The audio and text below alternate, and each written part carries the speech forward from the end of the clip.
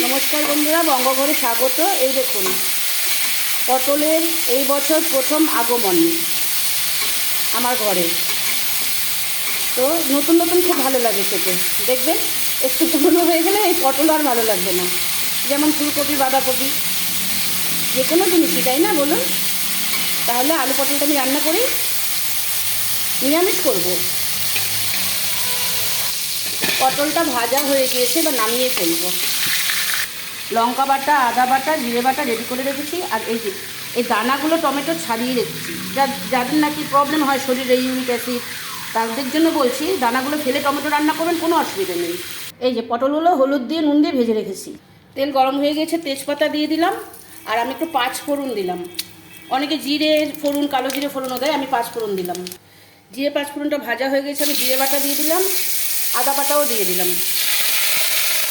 আমি লঙ্কাটা একটু পরে দিই। আচ্ছা দেখুন, এক এক করে সব দিয়ে দিয়েছি, নুন, হলুদ, টমেটো সব। এবার বাটি ধোয়া জল দিয়ে কষাবো। লঙ্কা টঙ্কা সব দিয়ে দিয়েছি। মশলাটা কষে গেছে একদম, তেল উপর দিকে উঠে এসে এবার আলু পটল ভাজাটা আমি দিয়ে দিলাম।